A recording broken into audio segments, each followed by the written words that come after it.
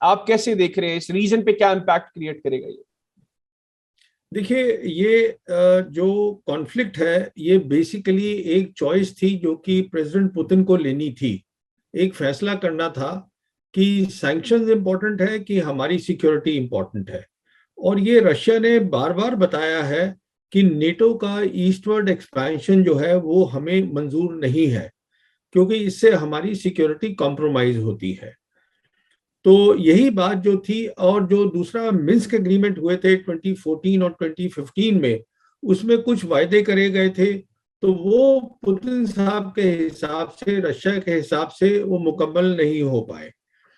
तो की सवाल है सारा नेटो का, हर चीज नेटो पे आके ठहर जाती है। तो यूक्रेन बहुत कीन है कि वो नेटो का मेंबर बन जाए, और हम जैसे जानते हैं 2021 के अंदर उनको हथियार दिए गए थे। नेटो के मेंबर तो वो नहीं है, पर उनको हथियार मिले हैं कुछ नेटो कंट्रीज से। कुछ एक्सरसाइजेज की बात हुई है कि हम जॉइंट एक्सरसाइजेज करेंगे। तो ये एक फैसला लेना था। और फिर वो जो उनका डॉनबास रीजन है, उसके अंदर बहुत ज्यादा जो है वो अशांति फैली हुई है उस एरिया के अंदर, क्योंकि उसमें रेबल्स की फाइटिंग चल रही है। वो दो मिन्स्क एग्रीमेंट के बाद भी वहां शांति नहीं आ पाई। तो इश्यूज काफी हैं यहाँ पर इन्वॉल्व। की इशू है, जो मेन मुद्दा है वो है नेटो का एक्सपेंशन। तो उन्होंने आज फैसला ले लिया, कल फैसला ले लिया उन्होंने। जी। सबसे पहले जो है वो इंडिपेंडेंस उनको स्टेट बना दिया। दोनों जो ब्रेक अवे प्रोविंस थी, उन्होंने उसको मान लिया कि these are independent states now, Russia ने। उसके बाद इन्होंने ये यूक्रेन के ऊपर जो है अपना अटैक कर दिया है। अब इसका असर क्या होगा? देखिए, इसके असर दो बड़े बड़े होंगे। इसका पहला असर तो यूरोपियन सिक्योरिटी पर होगा। बिल्कुल ठीक। ये सबसे बड़ा असर है।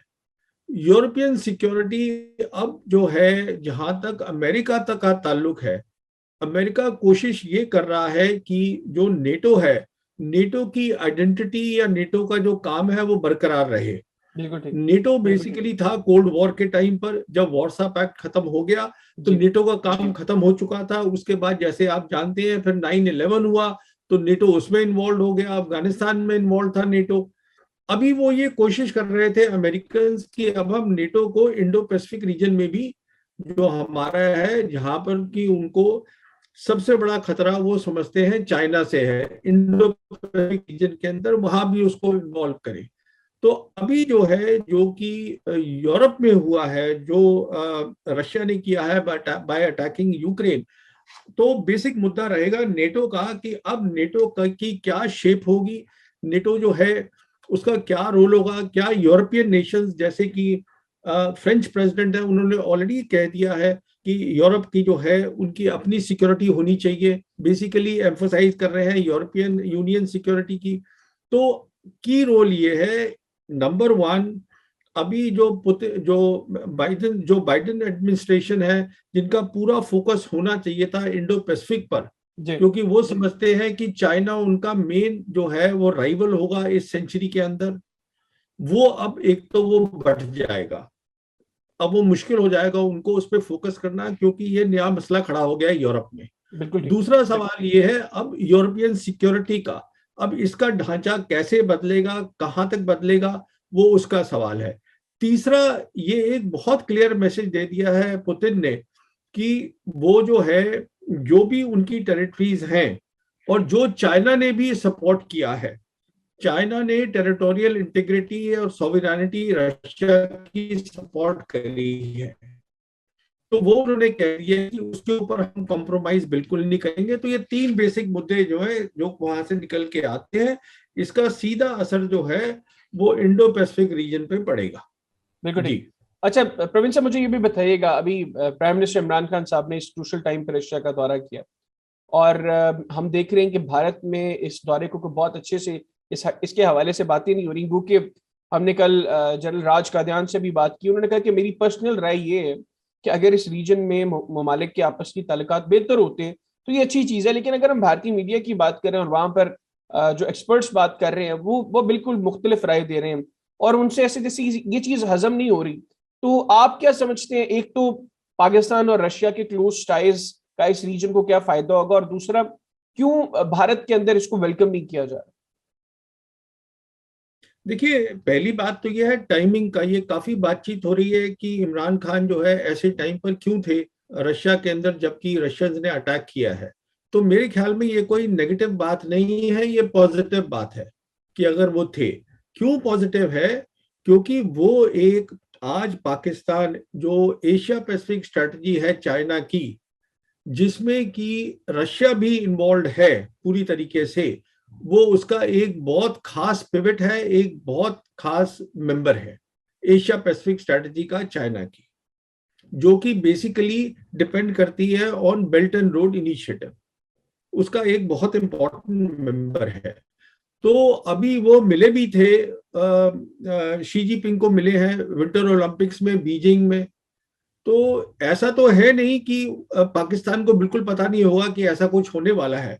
वो मैं क्यों कह रहा हूं, उसका कारण ये है कि मैं समझता हूं कि जब हमने, हिंदुस्तान ने जम्मू और कश्मीर का स्टेटस चेंज किया था, उसके बाद चाइना और पाकिस्तान बहुत ज्यादा एक दूसरे से सलाह करते हैं।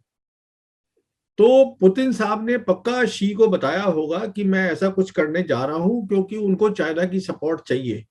और चाइना ने उसको ना हिंट दी हो पाकिस्तान को, ये मैं समझता हूँ थोड़ा नामुमकिन है।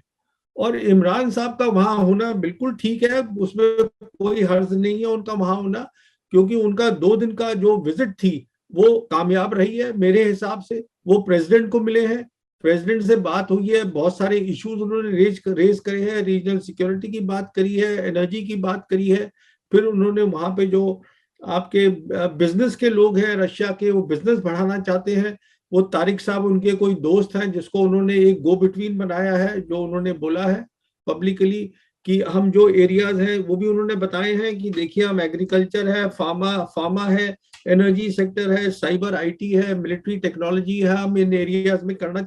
मेरे ख्याल में एक बहुत कामयाब थी विजिट, एक कामयाब विजिट थी। और क्योंकि वो, he is on the right side of what is happening today in the Asia Pacific strategy, तो उनका, he is part of that group. Pakistan today is part of this group, Russia, China and Pakistan. तो connectivity जो है वो बढ़ानी बहुत जरूरी है पाकिस्तान के लिए, रशिया समझता है, क्योंकि पाकिस्तान का कनेक्टिविटी का एक खास रास्ता है जो वो अफगानिस्तान के थ्रू जाता है, अफगानिस्तान से central Asian Republic, central Asian Republic से रशिया। तो ये मैं समझता हूं कि एक बहुत ही अच्छी विजिट थी आफ्टर 1999 जब नवाज शरीफ गए थे। क्यों उससे बेहतर थी? क्योंकि इस बार जो है आपकी जो नेशनल सिक्योरिटी पॉलिसी अभी आपने रिलीज करी है, उसमें बड़ा साफ हो जाता है कि प्राइम मिनिस्टर, सिविल गवर्नमेंट और जो आर्मी है वो दे आर अलाइंड, वो एक ही पेज पर है इस मामले में। तो मैं इसको एक कामयाब विजिट समझता हूँ। बिल्कुल ठीक सर। आखिर में अफगानिस्तान की बात करें, एक तो इस दौरे में भी प्राइम मिनिस्टर ने प्रेसिडेंट पुतिन से बात की अफगानिस्तान के हवाले से। दूसरा, प्राइम मिनिस्टर ने क्लियर किया अपने बेशतर इंटरव्यूज के अंदर कि खित्ते के दीगर ममालिक के साथ हम अफगानिस्तान के अंदर तालिबान की हुकूमत को तस्लीम करेंगे। तो भारत की आप स्ट्रेटेजी इस हवाले से क्या? तो देखिए, ऐसा है कि सब रीजनल कंट्रीज को तो एक्सेप्ट करना ही चाहिए। जो पाकिस्तान की पोजीशन है वो बिल्कुल सही पोजीशन है, और वही पोजीशन चाइना की भी है, वही पोजीशन रशिया की भी है, वही पोजीशन ईरान की भी है। अब मेन बात यह है कि अभी अफगानिस्तान के अंदर स्टेबिलिटी आने की जरूरत है, वो नहीं आ पा रही है। वहां पर एक बड़ा मेजर ह्यूमैनिटेरियन क्राइसिस आ गया है, और उनके बहुत सारे अकाउंट्स जो है वो दे हैव बीन फ्रोजन, वो जो अभी तक अनफ्रीज नहीं हो पा रहे हैं। तो बेसिकली जब तक ये ह्यूमैनिटेरियन क्राइसिस और ये सब खत्म नहीं होगा तो रिकॉग्नाइज करना सब रीजनल पार्टीज को मुश्किल है। और Pakistan is central to all this.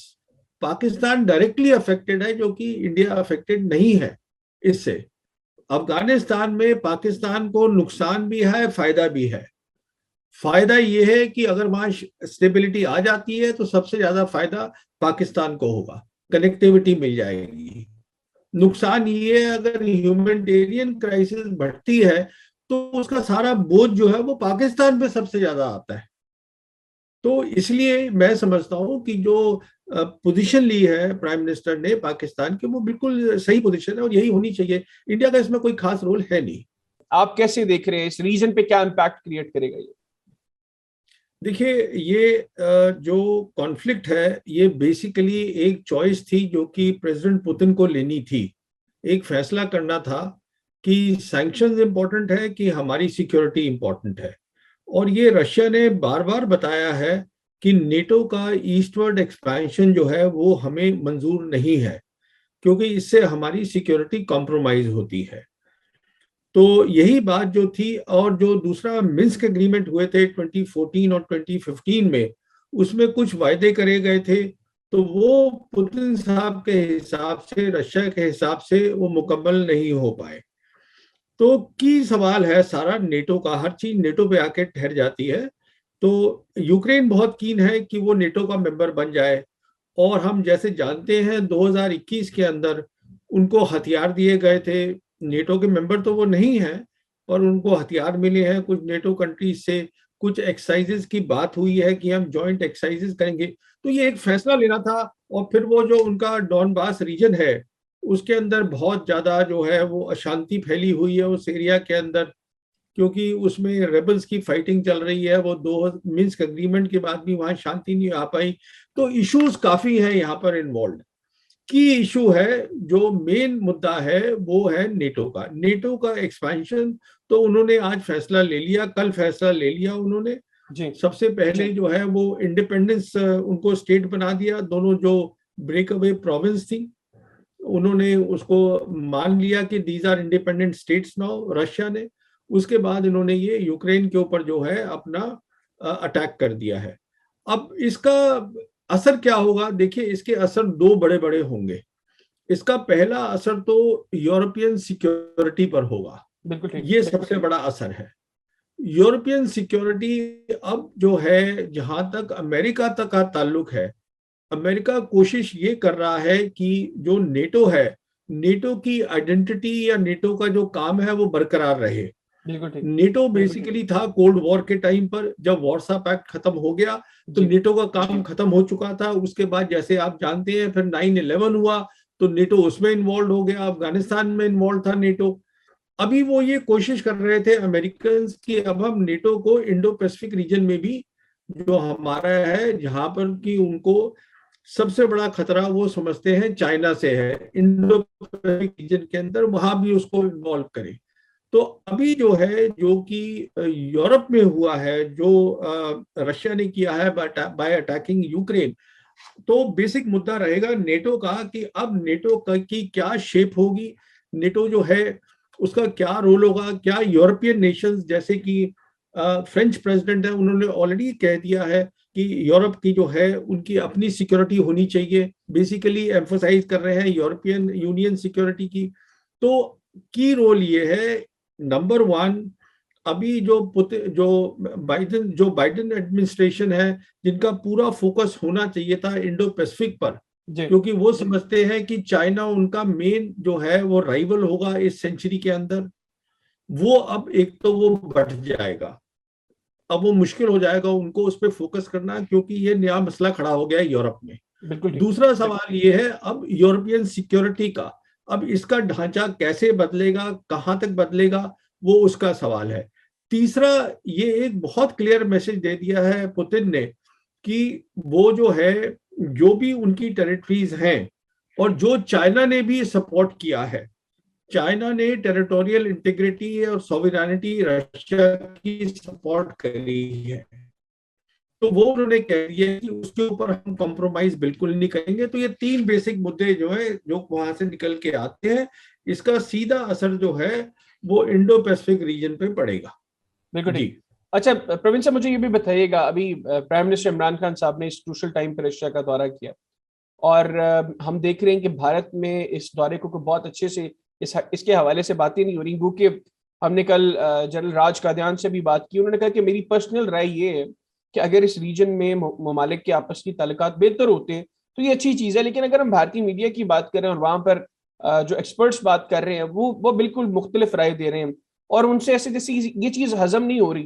तो आप क्या समझते हैं, एक तो पाकिस्तान और रशिया के क्लोज टाइज का इस रीजन को क्या फायदा होगा, और दूसरा क्यों भारत के अंदर इसको वेलकम नहीं किया जा रहा? देखिए, पहली बात तो यह है टाइमिंग का। ये काफी बातचीत हो रही है कि इमरान खान जो है ऐसे टाइम पर क्यों थे रशिया के अंदर जबकि रशियंस ने अटैक किया है। तो मेरे ख्याल में ये कोई नेगेटिव बात नहीं है, ये पॉजिटिव बात है कि अगर वो थे। क्यों पॉजिटिव है? क्योंकि वो एक, आज पाकिस्तान जो एशिया पैसिफिक स्ट्रेटजी है चाइना की, जिसमें कि रशिया भी इन्वॉल्व है पूरी तरीके से, वो उसका एक बहुत खास पिवट है, एक बहुत खास मेंबर है एशिया पैसिफिक स्ट्रेटजी का चाइना की, जो कि बेसिकली डिपेंड करती है on belt and road initiative. उसका एक बहुत इंपॉर्टेंट मेंबर है। तो अभी वो मिले भी थे, शी जिनपिंग को मिले हैं विंटर ओलंपिक्स में बीजिंग में। तो ऐसा तो है नहीं कि पाकिस्तान को बिल्कुल पता नहीं होगा कि ऐसा कुछ होने वाला है। वो मैं क्यों कह रहा हूं, उसका कारण ये है कि मैं समझता हूं कि जब हमने, हिंदुस्तान ने जम्मू और कश्मीर का स्टेटस चेंज किया था, उसके बाद चाइना और पाकिस्तान बहुत ज्यादा एक दूसरे से सलाह करते हैं। तो पुतिन साहब ने पक्का शी को बताया होगा कि मैं ऐसा कुछ करने जा रहा हूं, क्योंकि उनको चाइना की सपोर्ट चाहिए। और चाइना ने उसको ना हिंट दी हो पाकिस्तान को, ये मैं समझता हूँ थोड़ा नामुमकिन है।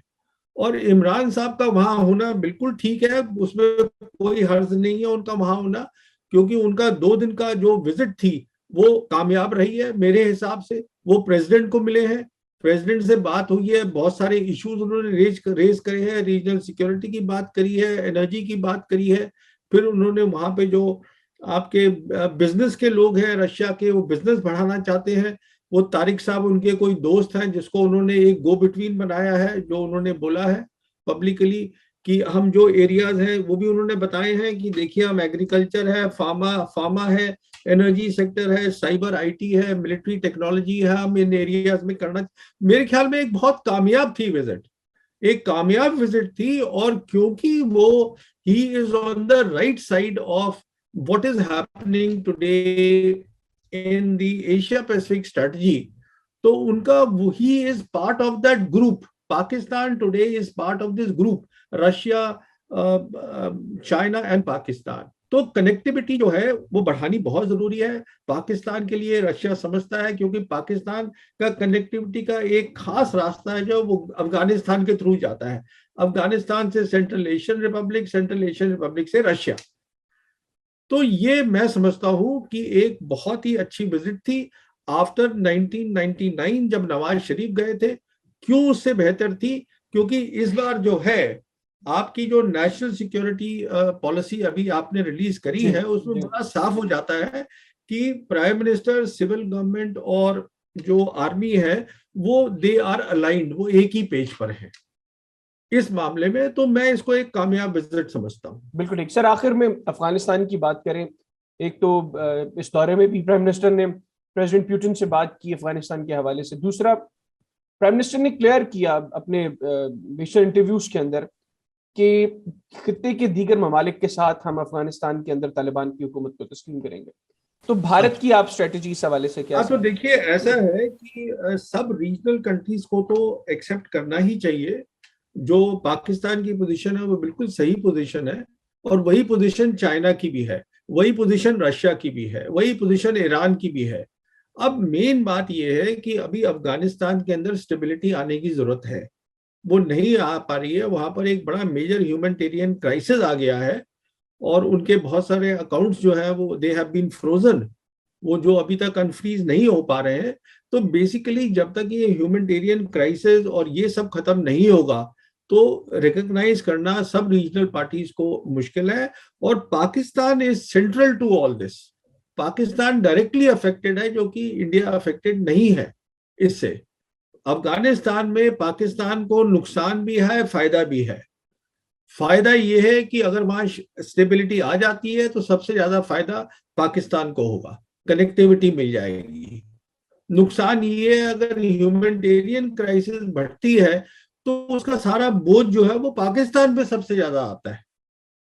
तो इसलिए मैं समझता हूं कि जो पोजीशन ली है प्राइम मिनिस्टर ने पाकिस्तान की, वो बिल्कुल सही पोजीशन है और यही होनी चाहिए। इंडिया का इसमें कोई खास रोल है नहीं।